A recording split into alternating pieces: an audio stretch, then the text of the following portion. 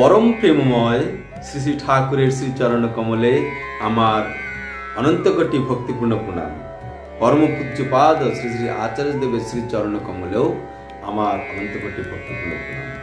আশা করি সকল দাদা ও মায়েরা সুখের স্বাচ্ছন্দ্যে আনন্দে শ্রী ঠাকুরকে মাথায় নিয়ে, যার যার পরমিষ্টকে মাথায় নিয়ে দিন যাপন করছেন। আজকে সত্যানুসরণ প্রসঙ্গ সত্যানুসরণ থেকে একটি বাণী পাঠ করে আপনাদের মুখে তুলে ধরব। আপনারা ধৈর্য সহকারে শুনবেন। অতি সুন্দর, অতি মহত্বপূর্ণ কথাগুলি এখানে আজকে পাঠ হয়েছে। আজকের এই বাণীটির মধ্যে এটাই উল্লেখ করা হবে, এটাই আলোচিত হবে যে আমরা সদ্গুরু বা প্রেমী সাধুগুরুকে পরীক্ষা করতে যাওয়া কি উচিত? যদি করতেই হয় তাহলে কিভাবে করতে হবে আর কিভাবে করতে হবে না, এই বিষয়ে আজকের এই ভিডিওটিতে আলোচনা হবে। আসুন পাঠের দিকে এগিয়ে যাওয়া যাক। যদি পরীক্ষক সেজে অহংকার নিয়ে সদ্গুরু কিংবা প্রেমী সাধুগুরুকে পরীক্ষা করতে যাও, তবে তুমি তাতে তোমাকেই দেখবে ঠকে আসবে।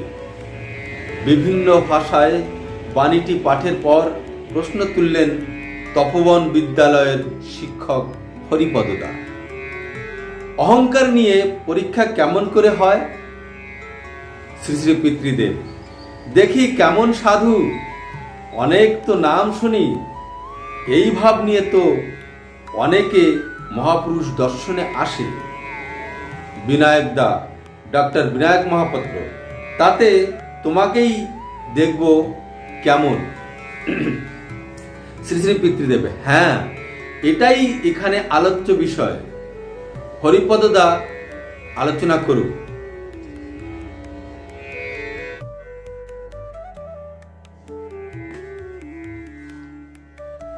হরিপদ দা ইতস্তত করছেন দেখে শ্রী শ্রী পিতৃদেব প্রশ্ন তুললেন, তুই যখন দীক্ষা নিলি তখন তোর বয়স কত ছিল?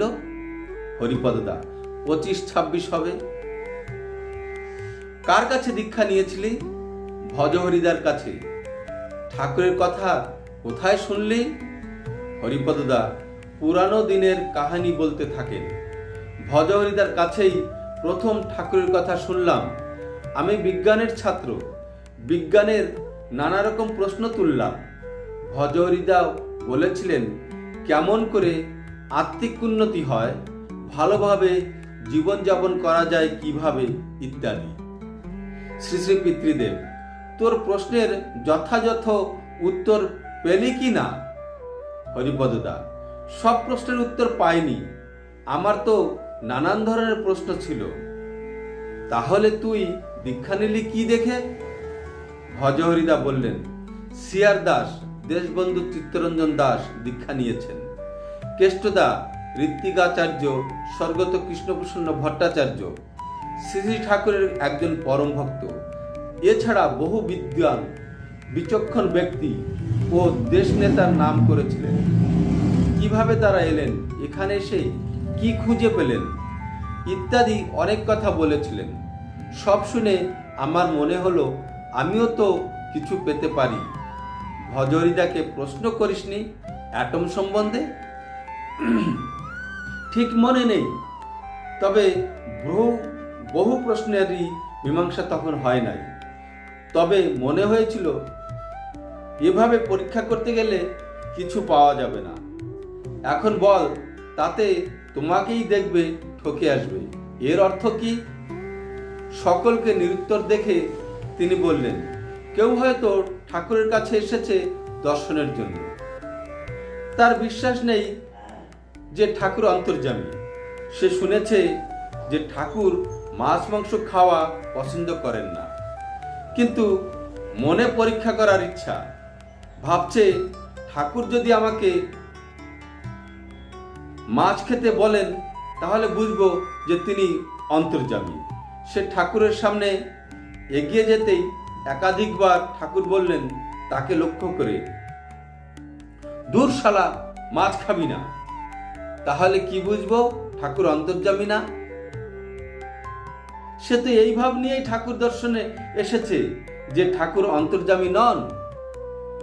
তাই ঠাকুরের কথার মধ্যে সে নিজের ভাবটাই খুঁজে পেল, ঠাকুরের মধ্যে নিজেকেই দেখতে পেল। অতঃপর শ্রী শ্রী পিতৃদেব কয়েকটি ঘটনার অবতারণা করলেন। একবার এক সাধু ঠাকুর দর্শনে এসেছিল। পরীক্ষক সেজে পরীক্ষা করে বেড়ানো তার অভ্যাস। কথাবার্তায় প্রেম ভক্তির গন্ধও নেই। ঠাকুরের কাছে এসে সরাসরি ঠাকুরকে প্রশ্ন করে বসল, ঠাকুর, আপনি কি ভগবান? ঠাকুর তার দিকে বৃদ্ধাঙ্গুষ্ঠ দেখিয়ে বললেন, কলা কলা কলা।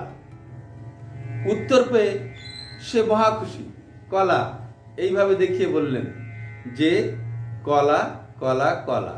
যখন ঠাকুরকে জিজ্ঞাসা করলেন, আপনি কি ভগবান? উত্তর পেয়ে সে মহা খুশি, বলতে লাগলো, ঠাকুর ভগবান না, অহংকার নিয়ে এসে যা মনে মনে চাইছিল তাই পেল তার কাছে। আর একটা ঘটনা বলি, আমাদের পাবনা আশ্রমের ঘটনা। আশ্রমের অনতি দূরে চৌমাথায় রমেশ চক্রবর্তী উত্তরমুখী একটা দোকান ছিল। আমাদের একদিন বিকেলবেলা ওই দোকানের পথ দিয়ে যেতেই দেখি দোকানের সামনে একজন ভদ্রলোককে উপস্থিত লোকেরা প্রণাম করছে। সব গ্রামের লোক জিজ্ঞাসা করছে, কখন এলেন? অনেকদিন পর আপনার দর্শন পেলাম ইত্যাদি। উনি উত্তরে বললেন, ঠাকুরের নাম শুনে বহুদিন থেকে আসবো ভাবছিলাম, তা এসে দেখলাম ঠাকুর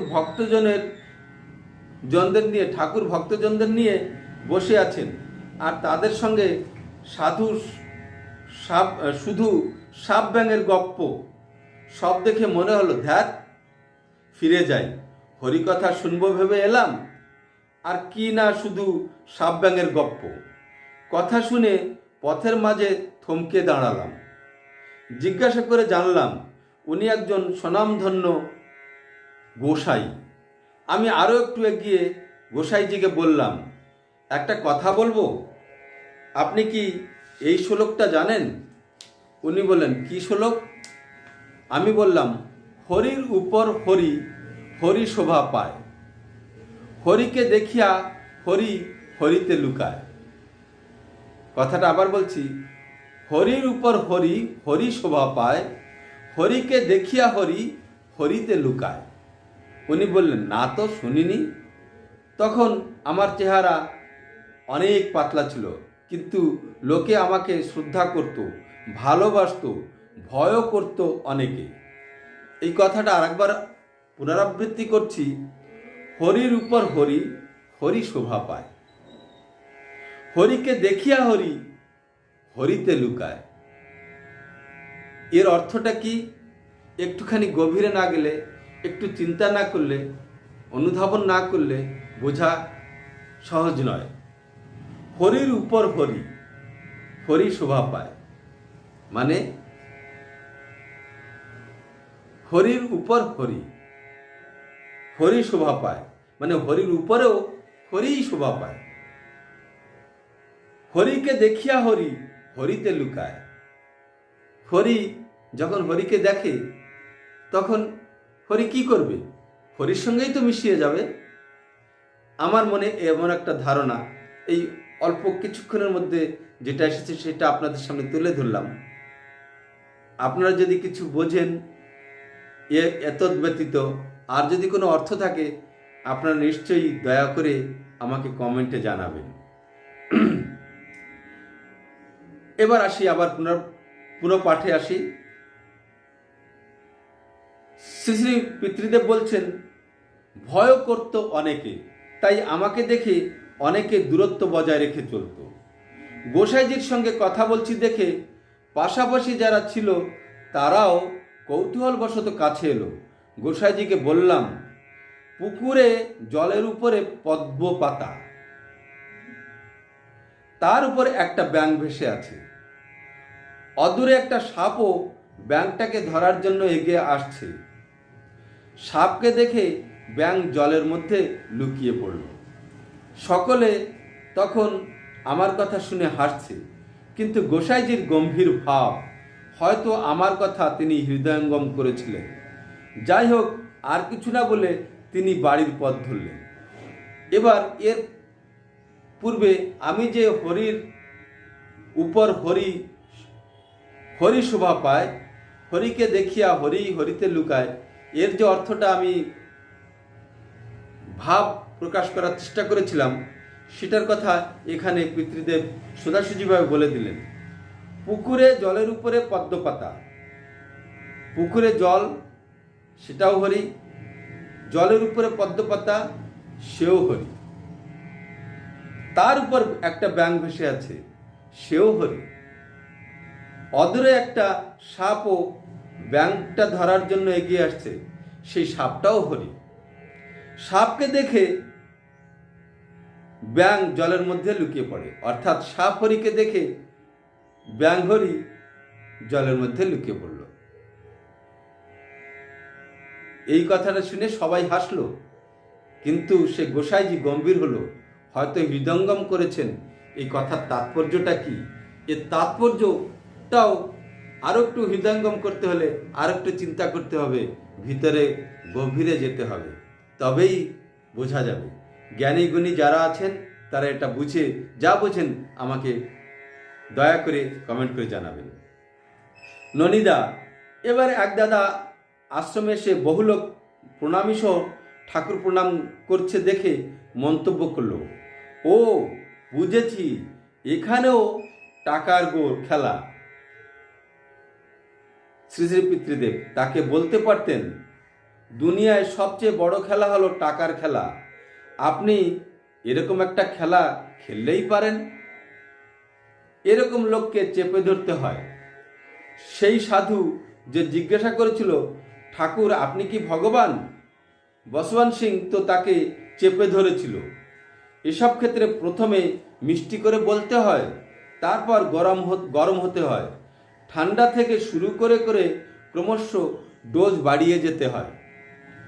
পণ্ডিতদা, আজ্ঞে, আপনি একবার দেওঘর টাউনের দিকে যাচ্ছিলেন, কয়েকজন যুবক ঠাকুরের নামে বিরূপ মন্তব্য করেছিলেন, আপনি একাই যেভাবে ট্যাকেল করলেন, ওরা সব দমে গেল, ক্ষমা প্রার্থনা করল।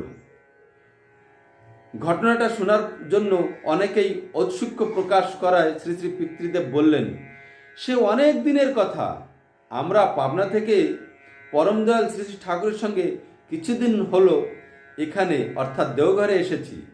তখন আমি গোলাপবাগে থাকতাম, ঠাকুরের জন্য ঘি আনতে বৈদ্যনাথধাম বাজারে যাচ্ছি। পুরন্দা হয়ে হাঁটা পথে রেল লাইনের কাছাকাছি গেছি, দেখি 7-8 জন যুবক ওই রাস্তা দিয়ে হাঁটছে। ওদের কাছ থেকে নিন্দাবাদ সুযোগ কিছু কথাবার্তা কানে এলো, মনে হলো ঠাকুরের সম্বন্ধেই। দাঁড়িয়ে পড়লাম। ওরা লেভেল ক্রসিং এ এসে রেল লাইন ধরে স্টেশনের দিকে হাঁটা দিল। ওদের পিছু নিলাম। একটু এগিয়ে জিজ্ঞাসা করলাম, আপনারা কার কথা করছেন? ওরা বলল, এই যে এখানে আশ্রম করেছে অনুকূল ঠাকুর। তার কি হয়েছে? ওদের একজন বলল, আমার পিসে মশাই তার শিষ্য। কে আপনার পিসে মশাই?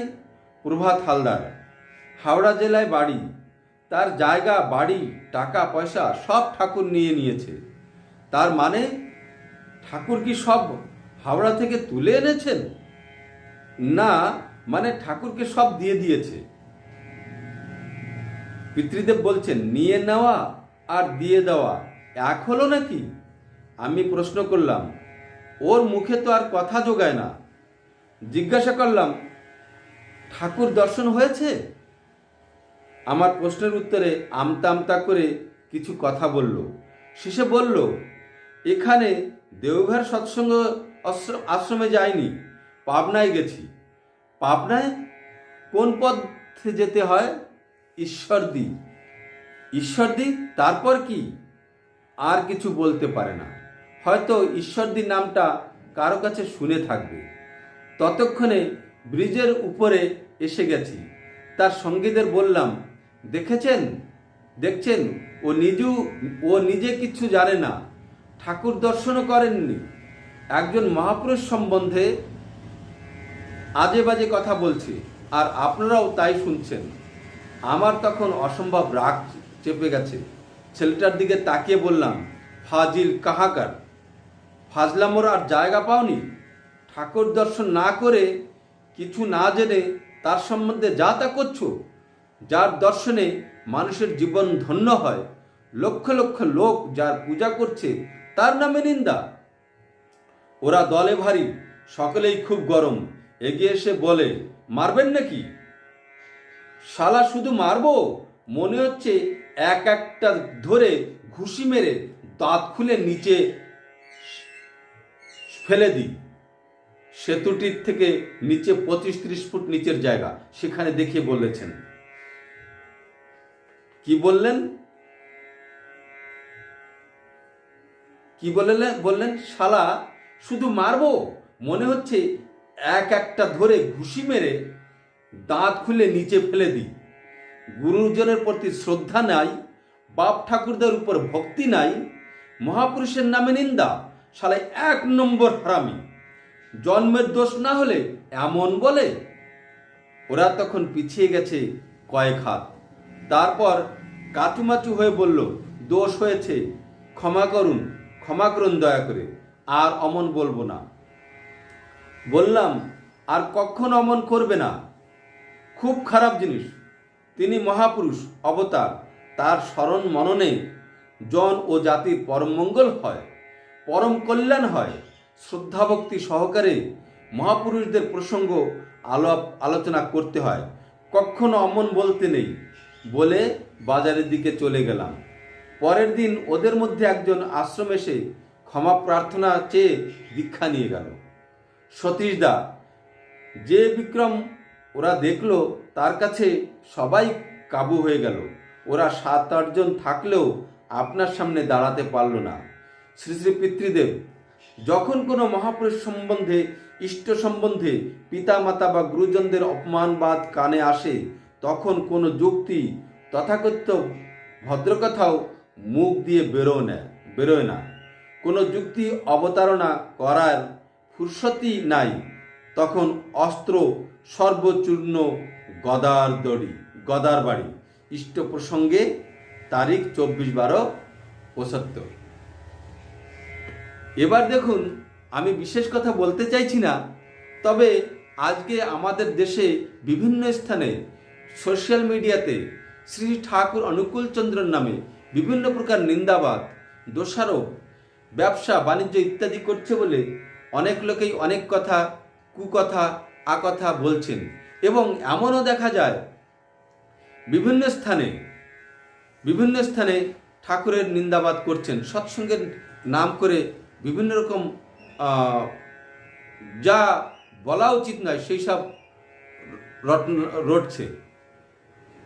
তো আসলে এরা কিছুই জানেন না। আমার সঙ্গে একবার একটা এমনি ছোট্ট একটা ঘটনা ঘটেছিল।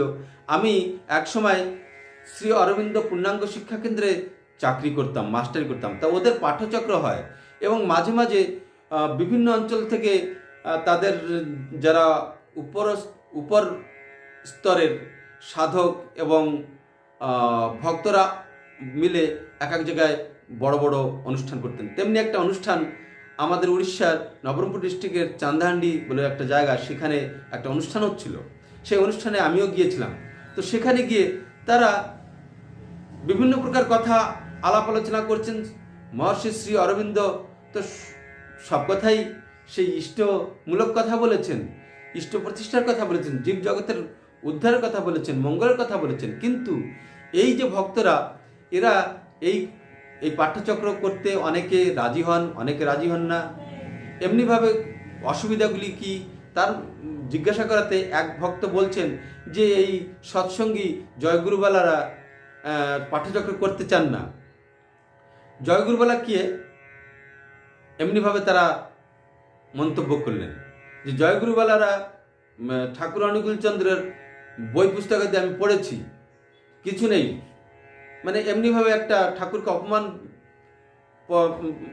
সূচক কথাগুলি সে বলতে চাইছিলেন। তার কিছুক্ষণ পূর্বে সে বললেন ক্রোধ করতে হবে না, কিন্তু ঠাকুর কথা যখন বলছেন তখন মনে হচ্ছিল তার চোখ দিয়ে রক্ত ঝরে পড়বে।